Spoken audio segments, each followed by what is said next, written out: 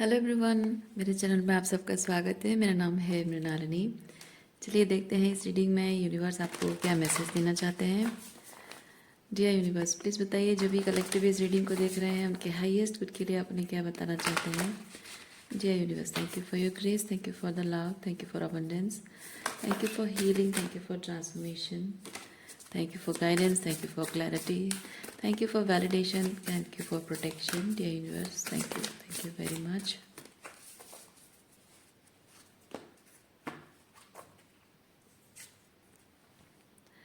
Realizing your dreams, healing with breath, with your breath. Okay, relax करना. Okay, soothing hurt and inflammation. देखिए, मैं ये चीज़ feel कर रही हूँ, आपका जो सपना है वो सपना अब पूरा होने वाला है। और पूरे होने के लिए जो भी ब्लॉकेजेस थे वो ब्लॉकेजेस हट चुके हैं। हर्ट एंड इन्फ्लामेशन सूद करना, यानी कि जो जो ब्लॉकेजेस थे, जो हार्ट ब्रेक था, जो हीलिंग होनी थी, जो टॉक्सिक लोग थे, है ना, वो सब क्लियर हो चुका है। टॉक्सिक लोग जा चुके हैं, उनकी एनर्जी अगर आसपास हैं, वो अभी भी हैं, प्रेजेंस है, तो भी और कुछ असर कर नहीं सकता है आप पर। तो सपने पूरे होने का आपका टाइम आ चुका है। इसीलिए आपको यूनिवर्स कह रहा है कि रिलैक्स, रिलैक्स करो, टेंशन मत लो अब।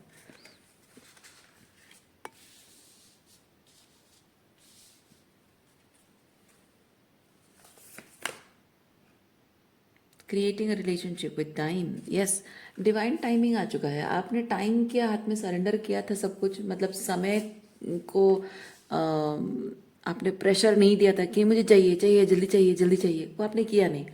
वो ख़त्म हो चुका है, वो आपने रेजिस्टेंस छोड़ दी है, सरेंडर कर दिया है। इसीलिए अब जैसे जैसे वो टेस्ट शायद आपने दिया है, यूनिवर्स ने टेस्ट किया है कि आप डिवाइन टाइमिंग पर कितना भरोसा करते हो, और उसमें आप पास हो गए हो। Being deliberate with your attention, yes. आप पर्पसफुल लिविंग, आप लाइफ को, जिंदगी को पर्पसफुल तरीके से जी रहे हो।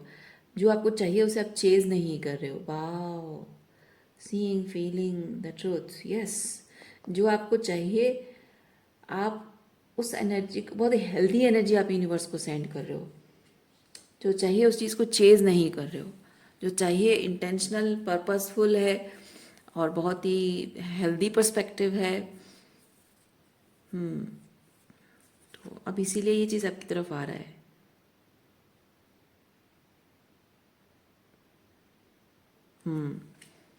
अब आप नरिशमेंट, अपने अपनी सोल को नरिश कर रहे हो। ऐसा नहीं कि हाँ यार मुझे ज़िंदगी में एक हेल्दी रिलेशनशिप चाहिए, या फिर मुझे अच्छा करियर चाहिए, मुझे पैसा चाहिए, फाइनेंशियल स्टेबिलिटी चाहिए, क्यों नहीं हो रहा है, कब होगा, कैसे होगा, होगा कि नहीं होगा। नहीं, वो ख़त्म हो चुका है। अब आप पर्पसफुल हो, इंटेंशनल हो, और अपने लाइफ को जी रहे हो, अपने सोल को नरिश कर रहे हो, हीलिंग कर रहे हो। और जो भी आपके आसपास मिस अलाइनमेंट है, उस मिस अलाइनमेंट को आप गेट आउट कह रहे हो, और जो भी अलाइनमेंट है उस चीज़ को अपना रहे हो। अपने लाइफ में खुद क्रिएटर बन गए हो। तो अपनी लाइफ को जैसा आपको जीना है उस हिसाब से रंग भर रहे हो ज़िंदगी में। बस यही यही एनर्जी में रहना होता है, और इसी एनर्जी में रहकर ही आप रिलैक्स करते हो कि हाँ ठीक है, जब जो होना होगा हो जाएगा, जब जो मिलना है मिल जाएगा। बस पर्पसफुल तरीके से अपनी ज़िंदगी को जीना है। तो बस अब उसी एनर्जी में रहने की वजह से अब आपकी ज़िंदगी में आ रहा है जो आपको रिलेशनशिप चाहिए, जो प्यार चाहिए या करियर चाहिए, आ रहा है वो चीज़।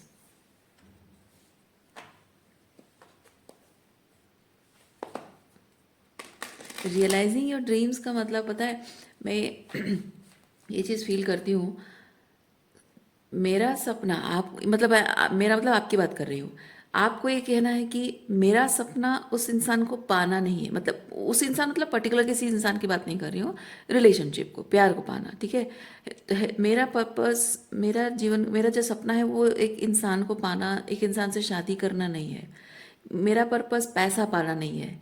मेरा पर्पस करियर बनाना नहीं है। मेरा पर्पस है अपनी ज़िंदगी को अपने टर्म्स पे जीना, क्रिएटिव तरीके से जीना, पर्पसफुल तरीके से जीना। तो आपका सपना आपने बदल दिया है। ऐसा नहीं कि आपको रिलेशनशिप नहीं चाहिए, ऐसा नहीं कि आपको फाइनेंशियल स्टेबिलिटी नहीं चाहिए, करियर नहीं चाहिए, या फिर ऐसा नहीं कि आपको हेल्थ नहीं चाहिए, नहीं चाहिए। लेकिन मेन चीज़ क्या है? मेन चीज़ ये है कि पर्पसफुल लिविंग। तो अब जब पर्पसफुल लिविंग पर आप ध्यान दे रहे हो तो all the other things are also part of your dream, तो वो भी हो रहा है, वो भी अपने आप आ रहा है। तो जैसे दो चीज़ें हैं, एक है जो आपके कंट्रोल में है, एक जो आपके कंट्रोल में नहीं है। एक सपना जो आप खुद फुलफिल कर सकते हो, क्रिएटिव तरीके से अपनी ज़िंदगी आप जी सकते हो। दूसरा सपना जो रिलेशनशिप है या करियर है या फाइनेंशियल स्टेबिलिटी है, जो कि आने में टाइम लग रहा है, चीज़ें उसमें सही होने में टाइम लग रहा है ना, वो आपके हाथ में नहीं है। तो जो आपके हाथ में है वो आपने किया, और जो हाथ में नहीं है वो अपने आप उसके साथ अलाइन हो रहा है।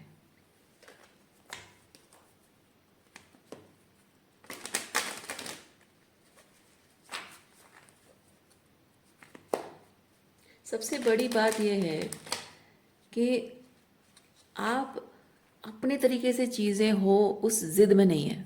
सबसे इम्पोर्टेंट चीज़ यही है।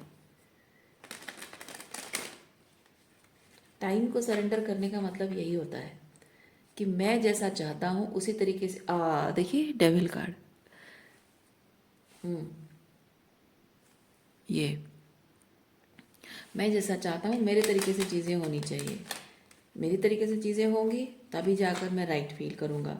नहीं, डिवाइन टाइमिंग को डिवाइन टाइमिंग को सरेंडर करने का मतलब यही चीज़ है कि यूनिवर्स मेरे हाईएस्ट गुड के लिए सब कुछ अलाइन कर रहा है, जिस तरीके से कर रहा है, जैसे भी कर रहा है, परफेक्ट तरीका है। सो मैं उसी फ्लो में जाता रहूँगा। भले ही चीज़ें अनसर्टन है, ठीक है, कोई बात नहीं, पर यूनिवर्स का अपना तरीका है, मुझे साइन दे रहा है यूनिवर्स, ये ऐसे करना है, अब करना है, तब करना है। सो आई डू इट, जो होगा देखा जाएगा। वो वाली एनर्जी में आप हैं, इसीलिए आप मैनिफेस्ट कर रहे हो।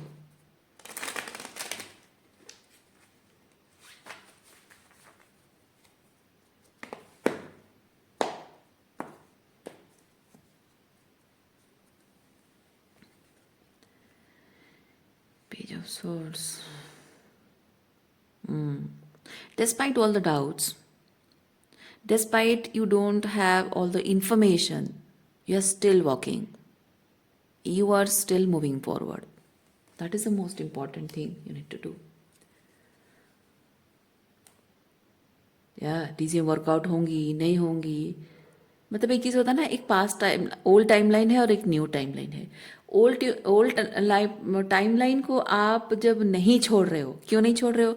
क्योंकि आपको लग रहा है कि न्यू टाइम लाइन में जब एंटर करूँगा वो चीज़ें वर्कआउट होंगी नहीं होंगी, वो सोच रहे हो। लेकिन ये जिस तरह की एनर्जी है ना, मैं फील कर रही हूँ आप ऐसा नहीं कर रहे हो।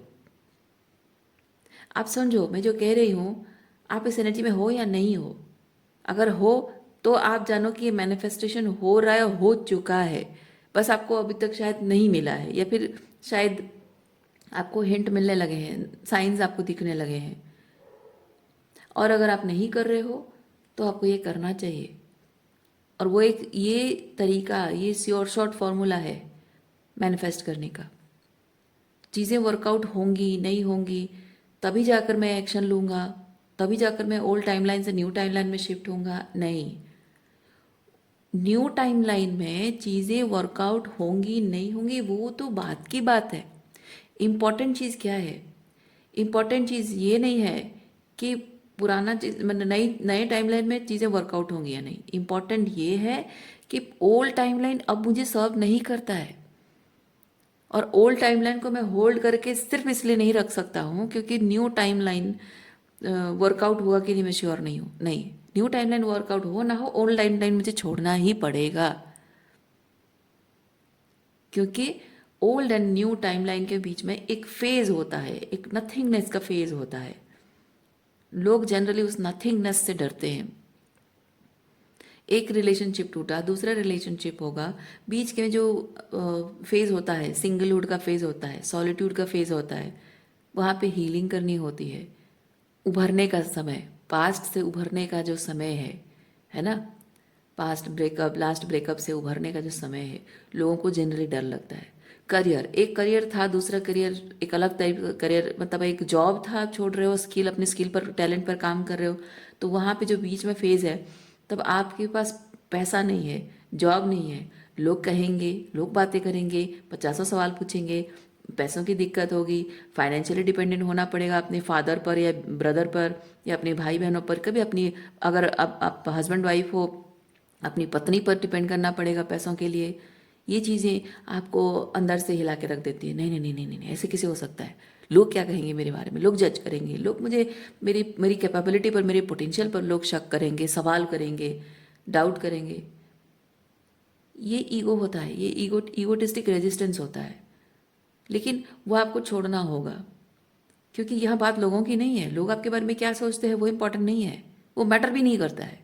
मैटर ये करता है कि आप जो करना चाह रहे हो, आपको पता है कि आप जो जो काम करना चाह रहे हो वो क्या पोटेंशियल रखती है, पर उसी पर काम करना है। उसके लिए अगर आपको जॉब छोड़नी पड़ रही है, दैट्स ओके। कुछ टाइम के लिए आपको थोड़ी सी फाइनेंशियल प्रॉब्लम होगी, हाँ ठीक है, कोई बात नहीं। पर पास्ट को छोड़ना क्यों है? पास्ट को छोड़ना इसलिए क्योंकि पास्ट वर्कआउट नहीं हो रहा है।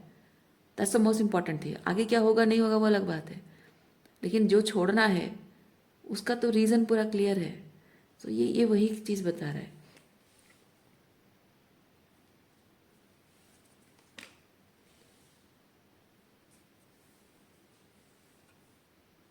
और जहाँ बात अनसर्टनटी की है, न्यू टाइमलाइन में एंटर करने के लिए जिस अनसर्टनटी से आप डरते हैं, तो अनसर्टनटी को सर्टनटी में बदलने का काम आपका है, आपका काम है ना। वो भले ही अनसर्टन है, लेकिन आपका इंट्यूशन कह रहा है कि आप जो मैनिफेस्ट करने जा रहे हो वो क्या मायने रखता है, क्या पोटेंशियल है उस नए मैनिफेस्टेशन में, ये आपको पता है। और जब आपको पता है, सो उस पर काम करने में आपको दिक्कत नहीं होनी चाहिए, क्योंकि आप कर्म करोगे तभी जाकर आपको फल मिलेगा। आपको यूनिवर्स ने, इंट्यूशन आपको जो कह रहा है कि आगे, मतलब न्यू टाइमलाइन में, भविष्य में आगे जाकर आपकी ज़िंदगी में आप ये मैनिफेस्ट करोगे और ये पोटेंशियल रखता है, आपके जीवन में ये अबंडेंस, ये प्रॉस्पेरिटी लाने की पोटेंशियल रखता है। ये जब यूनिवर्स साइन दे रहा है, उसका क्या मतलब है? उसका मतलब क्या ये है कि हाँ बैठे रहो और मिल जाएगा? नहीं, वो साइन होता है कि बेटा तुमको मैंने बता दिया कि वो क्या पोटेंशियल है, अब उस पर काम तुम्हें करना है ना। उसका मतलब यही है। तो अनसर्टनटी भले ही है, वो आपका लॉजिकल दिमाग कह रहा है, लेकिन इंट्यूशन की बात हम क्यों सुनते हैं? क्योंकि वो साइन हमको मिलता है, यस, हम इनर नोइंग, हमारे अंदर की क्लियर कॉग्निजेंस कहती है कि yes, it is having some potential. तो हो सकता है, हो जाएगा। कैसे हो जाएगा जो है, आपको चाहिए फैक्ट्स, आपको मटेरियल चाहिए, आपको फैक्ट्स चाहिए, आपको रिसोर्सेज चाहिए, वो आपको क्रिएट करना है, आपको क्रिएट करना है। वो हो पाएगा, बस यूनिवर्स का काम उतना ही है आपको दिखाना। कैसे होगा वो तो आप ही डिसाइड करोगे, आप ही को करना होगा। बैठे रहने से नहीं होगा कि हाँ मेरे लिए सब कुछ रेडी हो जाएगा तब मैं ये चीज़ें करूँगा, नहीं। देखिए, फाउंडेशन आपको सेट करनी है, कॉन्फिडेंस आपके अंदर कमी है।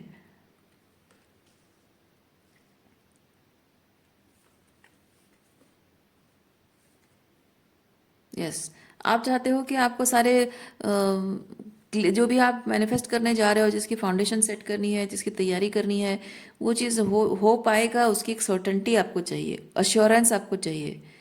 पर ये अश्योरेंस कौन देगा भाई? कौन देगा आपको? काम तो आपको करना है। आप करोगे तभी तो सर्टेनिटी दिखेगी, आप करोगे तभी तो रिजल्ट आपको दिखेगा। क्योंकि ये एस ऑफ सॉर्ड्स, ये आपको यूनिवर्स नहीं देगा, ये एस ऑफ सॉर्ड्स आपको खुद क्रिएट करना है। आपको सिर्फ यूनिवर्स साइन देगा क्या संभव है, और उसे संभव कर दिखाने की क्षमता आपके अंदर है। रिजल्ट क्रिएट करना होता है, रिजल्ट को मैनिफेस्ट नहीं करना होता है। कहाँ से मैनिफेस्ट करोगे? आसमान से टपक कर आएगा क्या आपकी गोद में?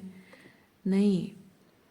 उसके लिए अपने एफर्ट्स जो लगाने चाहिए वो करना है आपको। कोई और कर नहीं देगा, यूनिवर्स आपके लिए कर नहीं देगा, कि कोई दूसरा पर्सन आपके लिए नहीं कर देगा, आपको ही खुद करना होगा। उसके लिए सारी तैयारी आपको खुद करनी होगी। आप पुराने तरीके से चीज़ों को एक्सपेक्ट कर रहे हैं, पुराने तरीके से चीज़ों को एक्सपेक्ट कर रहे हैं, वो नहीं हो सकता है। क्योंकि पुराने तरीके से आपने जीवन में जो मैनिफेस्ट किया था उसका क्रिएटर कोई और था, प्लानिंग किसी और की थी, आपके घर वालों की, है ना। श्योर शॉर्ट रास्ता जो आपको दिखाया गया था, तो वो और किसी और की प्लानिंग थी, किसी और का रास्ता था, किसी और के टेक्निक थे। पर यहाँ क्रिएटर आप बन रहे हो। और जब दूसरे जब क्रिएटर थे उस तरीके से अगर चीज़ें काम नहीं की हैं तो वही फॉर्मूला आप अपने लिए अप्लाई कैसे कर सकते हो? आपको अपना, आप क्रिएटर खुद हो तो अपना फॉर्मूला आपको खुद बनाना होगा, है ना। तो यहाँ आप पुराने तरीके से जैसे बैठे बैठाए आपको रास्ता दिख गया कि हाँ ये जॉब इंटरव्यू दोगे ना पक्का जॉब मिल जाएगी। हाँ मिल जाती थी, लेकिन वो जॉब आपके हो सकता है फाइनेंशियली सब कुछ आपको प्रोवाइड करता भी है, लेकिन हो सकता है कि आपके अंदर जो क्रिएटिव टैलेंट है, आपके अंदर जो स्किल्स हैं, शायद वो अनअप्रिशिएटेड है ना। तो आप उसके साथ कंफर्टेबल नहीं हो, लेकिन क्या करें, पैसा तो आ रहा है ना, घर तो चल रहा है, घर चलाने के लिए बस यही करते रहना होगा। तो अगर कंफर्टेबल हो तो करते रहो, कौन मना कर रहा है। पर ये रीडिंग बता रहा है कि आप कंफर्टेबल नहीं हो, आप खुश नहीं हो, चाहे रिलेशनशिप हो या करियर हो, आप खुश नहीं हो। यही साइन है कि ये रीडिंग आप देख रहे हो। आपकी आत्मा, आपकी सोल कॉलिंग है। ये जो रीडिंग है ये क्यों है, आज आपके सामने क्यों है? क्योंकि आपकी सोल कॉलिंग है। आपकी आपकी सोल, आपकी आत्मा पुकार रही है कि ये relationship it's not for my heist good. मुझे ऐसे रिश्ते नहीं चाहिए, ऐसे लोग नहीं चाहिए, ये मेरी सोल के साथ अलाइनमेंट नहीं है, ये सोलफुल लिविंग नहीं है, सोलफुल रिलेशनशिप नहीं है, या फिर एक सोलफुल काम नहीं है। भले ही मेरे पसंद का काम है, भले ही मुझे दो पैसे कमाई हो रहा है, घर चल रहा है, लेकिन मुझे वो सेटिस्फेक्शन नहीं है कि मैं जो काम करता हूँ मैं ये छोटा मोटा वही स्किल वही टैलेंट को लेकर ये छोटे मोटे काम नहीं कर सकता हूँ। आप में पावर है कि आप कोई सॉफ्टवेयर क्रिएट कर सकते हो। मैं एग्जांपल दे रही हूँ, आप में पावर है, आप एक सॉफ्टवेयर क्रिएट कर सकते हो। और आप बैठ के यहाँ कोई स्कूल टीचर हो, और स्कूल में कोई कंप्यूटर टीचर हो, कॉलेज में कोई कंप्यूटर लेक्चरर हो, या फिर कोई कोचिंग सेंटर में पढ़ाते हो, तो आपका जो टैलेंट है वो एक सॉफ्टवेयर क्रिएट कर पाना, एक कोई कुछ भी कर पाने की जो एक पावर है आपके अंदर, वो अंडररेटेड है ना। तो वो स्किल, वो टैलेंट क्यों दिया है? तो भगवान ने अगर आपको बहुत ही मिनिमल ऑर्डिनरी दिया होता नॉलेज, और आप किसी स्कूल के कंप्यूटर टीचर होते और या फिर कोई कॉलेज में ऑर्डिनरी से कंप्यूटर लेक्चरर होते, बस यहीं पे रख देता ईश्वर। पर आपके अंदर वो चीज़ जगाया क्यों, वो एहसास जगाया क्यों कि मैं कुछ और कुछ बड़ा करने की पावर रखता हूँ? वो एहसास क्यों जगाया आपके अंदर? क्योंकि है, वो टैलेंट है आपके अंदर। आप ही हो जो अपने आप को वहाँ लिमिटेड रख रहे हो। क्यों? क्योंकि आप सोच रहे हो कि ज़रूरत तो पूरी हो रही है, और ज़रूरत पूरी होगी, आप कोई भी काम करोगे ज़रूरत पूरी होगी, लेकिन क्या ऐसे सिर्फ ज़रूरत पूरी करते रहना इसीलिए आप आए हो? नहीं ना। ज़िंदगी को अपने तरीके से जीना वो नहीं हो पा रहा है, वो तकलीफ में हैं आप। अपनी पावर को डिमिनिश देखकर, अपनी पावर को जो भी आपके स्किल्स और टैलेंट है उसके अनअप्रिशिएटेड देखकर आपको बुरा लग रहा है, अपने आप के बारे में तकलीफ होती है आपको कि मैं इतना टैलेंटेड हूँ और ये काम कर रहा हूँ, मुझसे कम टैलेंटेड लोग कहाँ से कहाँ पहुँच गए हैं। जब किसी भी इंजीनियर को, किसी भी सॉफ्टवेयर प्रोग्रामर को देख रहे हो, किसी बड़े इंजीनियर को देख रहे हो, किसी कोई ऐसे टेक्नोलॉजी पर बहुत बड़े बड़े आविष्कार करने वाले लोगों को देख रहे हो, जेलस फील होती है ना आपको, बुरा लगता है अपने आप के बारे में, विक्टिम मोड में चले जाते हो। क्यों? क्योंकि आप में भी वो पोटेंशियल है ना। वही चीज़ है। तो जब आप अंदर से फील करो, क्या ये इसी तरह से जेलस फील करते हुए ज़िंदगी जीना है आपको? इसी तरह से अपने आप को विक्टिम मोड में रख के जीना है आपको?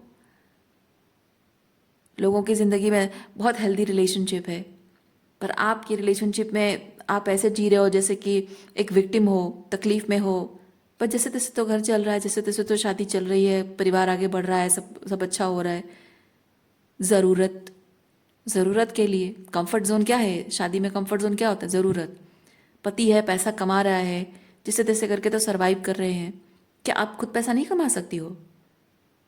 अगर आप एक पुरुष हैं, आप कह रहे हो कि यार मैं शादी तोड़ दूंगा फिर क्या होगा, मेरा मेरा ख्याल कौन रखेगा? सिंपली, कपड़े कौन धोएगा, मेरा खाना कौन बनाएगा, मेरी ज़रूरत कौन पूरी करेगा? अगर आपने शादी इसीलिए की है तो यही चीज़ें तो है, पर आप इसमें खुश नहीं हो। इम्पॉर्टेंट थिंग यही है कि आपको सब कुछ मिल रहा है, आपके कपड़े धुल रहे हैं, आपका खाना बन रहा है, आपकी जो नीड्स पूरी हो रही है, सब कुछ मिल रहा है आपको, फिर भी आप खुश क्यों नहीं हो? फिर भी आप क्यों क्यों खालीपन महसूस कर रहे हो? क्यों उस रिश्ते में आपको वो फील नहीं होता जो आपको अपनेपन का एहसास दे, आपको वो सोलफुल रिलेशनशिप लगे? क्यों नहीं लग रहा है आपको? क्यों आपका मन भटकता है? काश मेरी लाइफ में ऐसा होता, काश मेरी पत्नी और मेरे बीच रिश्ता ऐसा होता, वैसा होता। क्यों?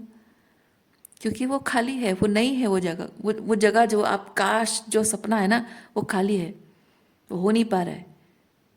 आपने क्या कोशिश नहीं की होगी?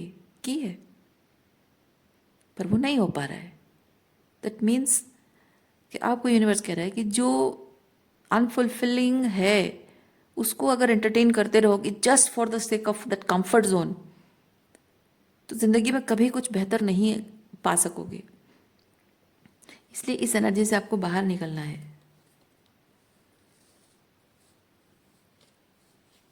जबकि आप कॉम्प्रोमाइज़ कर रहे हो अपनी नीड्स के लिए, अपनी ज़रूरत के लिए, अपने कंफर्ट जोन में रह रहे हो, तो आपको वैसे ही कॉम्प्रोमाइज़ करने वाले और मैनिपुलेट करने वाले लोग ही मिलेंगे।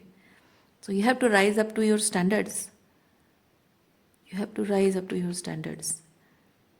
अपने ऑथेंटिक सेल्फ में आना, अपनी पावर में आना। तो आप जब ऑथेंटिक रहोगे, जो आप अपने हाई स्टैंडर्ड्स होंगे रिलेशनशिप को लेकर, करियर को लेकर, जब हाई स्टैंडर्ड्स होंगे तभी आप ही की तरह हाई स्टैंडर्ड लोग आपकी तरफ आएंगे।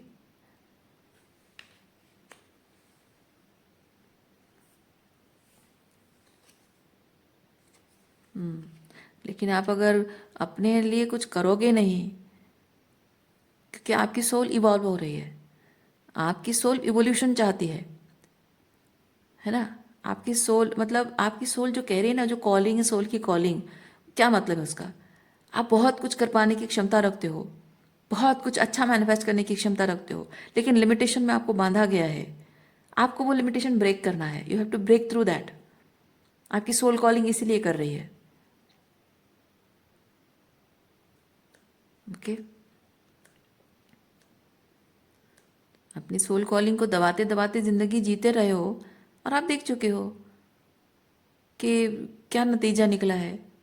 उसी में रहना है तो ठीक है, कोई आपको मजबूर नहीं कर रहा। कल भी आपको कोई मजबूर नहीं कर रहा था, आज भी नहीं कर रहा और आगे जाकर भी कोई मजबूर नहीं करेगा। लेकिन ये जो रीडिंग आप देख रहे हैं और आप एक एक लफ्ज़ में आप वो रेजोनेंस फील कर रहे हो, आपको बुरा लग रहा है अपने लिए, लेकिन इसमें हर एक शब्द आपकी आत्मा को छू रहा है। क्यों? क्योंकि समय आ चुका है। समय आ चुका है कि आपकी सोल जो इवोल्यूशन मांग रही है, वो इवोल्यूशन आपको लाना होगा। ये कोई ज़बरदस्ती नहीं कर रहे हो। आप जो हैं, आप जो हैं, जो एक्सपेंसिव सोल है, आपको एक पिंजरे में बंद कर रखा है। आप एक ऐसी चिड़िया है जो बहुत जल्दी जल्दी ग्रो करती है, और आप वो सोल नहीं है। बस एक छोटे साइज की बर्ड हो और आपको एक पिंजरा, आपके साइज का एक पिंजरा दे दिया, उसमें आप बस कंफर्टेबल हो, जिंदगी बस बीत जाए। नहीं, आप एक ऐसी सोल, ऐसी ऐसी मछली। वो एक कहीं मैंने देखा था मीम में, एक मछली होती है, पानी में डालती है, वो बड़ी हो गई, फिर उसमें जब बड़ी हो गई तो उसको और बड़ा कंटेनर चाहिए था, और बड़ा कंटेनर, फिर तो और बड़ी हो गई, फिर बड़ा कंटेनर, फिर और बड़ी हो गई, और बड़ा कंटेनर, और अल्टीमेटली क्या हुआ? उसको जाके समंदर में फेंकना पड़ा, और समंदर में जाते ही वो मछली इतनी बड़ी हो गई। उसका क्या मतलब है? वो जो बच्चों को ऐसे कहानी सुनाई जाती है, उसका क्या मतलब है? You are not supposed to be confined to limitations. आप एक्सपेंसिव सोल हो। हाँ, ये चीज़ है कि आप एक छोटी मछली से बड़ी व्हेल जैसा आकार आप ले रहे हो, उसका मतलब ये नहीं है कि आप अपॉर्चुनिस्ट हो, कि आपको अपॉर्चुनिटी मिली तो आप कर रहे हो, नहीं मिली तो नहीं। नहीं, आप वही करने के लिए बने हो। पैदा होते ही आप इतनी छोटी मछली से पैदा हो रहे हो, लेकिन असल में आपको व्हेल जैसा बड़ा बनना है ना। तो मौका मिला है तो मैं इसीलिए कर रहा हूँ, अदरवाइज मैं नहीं करता। नहीं, मौका आपने खुद मैनिफेस्ट किया है। मौका आपने खुद ही मैनिफेस्ट किया है, क्योंकि आप उस बड़े मौके के लिए ही बने हैं। बस शुरुआत से आप छोटे थे। जब कोई भी जीव पैदा होता है, बहुत बड़े आकार में थोड़ी ना पैदा होता है। अब कंगारू को ही देख लो। कंगारू जब बच्चा पैदा होता है, कोई सोच सकता है इतना छोटू सा होता है, पर वो बड़ा होने के बाद कितने बड़े बड़ी टांगे हो जाती हैं, बड़ी बड़ी छलांगे मारता है ना।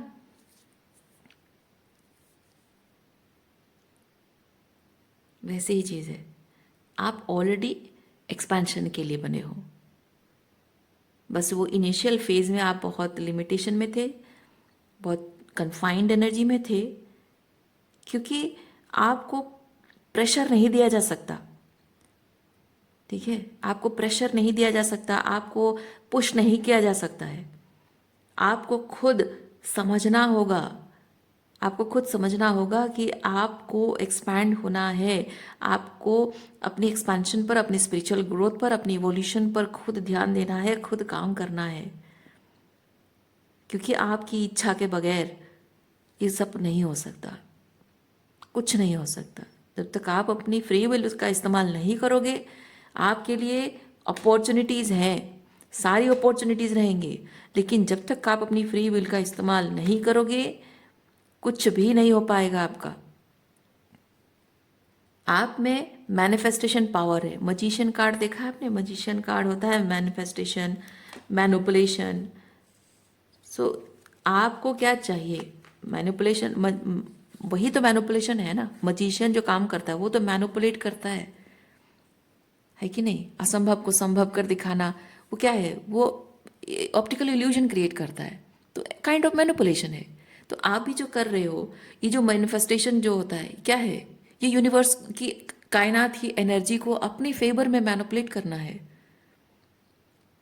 ना। और यूनिवर्स आपको अलाउ करती है कि हाँ करो, एनर्जी को मैनिपुलेट करो, अपने फेवर में मैनिपुलेट करो। लेकिन लेकिन जहाँ आप अपने हाईएस्ट गुड के लिए एनर्जी को मैनिपुलेट करते हो, उसमें आपको कर्म करना होता है। आप वो करते हो तो वो मैनिफेस्ट होता है, वो आपका गुड कर्मा होता है। लेकिन जहाँ आप वही मैनिपुलेशन पावर इस्तेमाल करते हो मैनिफेस्ट करने के लिए, वो आपके हाईएस्ट गुड के लिए नहीं, आपके ईगो के लिए होता है। वहाँ पे आप कर्म नहीं करते हो, बैठे बैठे बस चीज़ों को अपनी तरफ अट्रैक्ट करने के लिए उस मैनिफेस्टेशन पावर का इस्तेमाल करते हो। That is bad Karma. मतलब लोगों का नुकसान, जिसमें लोगों का नुकसान हो रहा है, किसी की एनर्जी को मैनिपुलेट करना, किसी से कुछ किसी को डरा धमका कर पैसे देकर मैनिपुलेट कर देना, मतलब गलत तरीके से चीज़ों को पाने की कोशिश करना, दैट इज़ बैड कर्मा, है ना। तो यहाँ जो आप सोच रहे हो कि मुझे दिखेगा, सब रिजल्ट दिखेगा, सब कुछ मेरे फेवर में है या नहीं है, श्योरिटी मिल जाएगी तब मैं करूँगा, नहीं। श्योरिटी आपको क्रिएट करनी है, कर्म आपको करना है। आपको सिर्फ साइन दिखाया जा रहा है, ये बताया जा रहा है, ये जो साइन दे रहा है आपका सोल, वो कह रहा है तुम एक एक्सपेंसिव सोल हो, ये पोटेंशियल है तुम्हारे अंदर, तो करना तो आप ही को है। ओके, सो मैं रीडिंग यहीं पे रखती हूँ। उम्मीद करती हूँ इस रीडिंग से आपको कुछ गाइडेंस मिली हो, क्लैरिटी मिली हो। मैं आपको नेक्स्ट रीडिंग में मिलती हूँ। अपना ख्याल रखिए, खुश रहिए, बाय।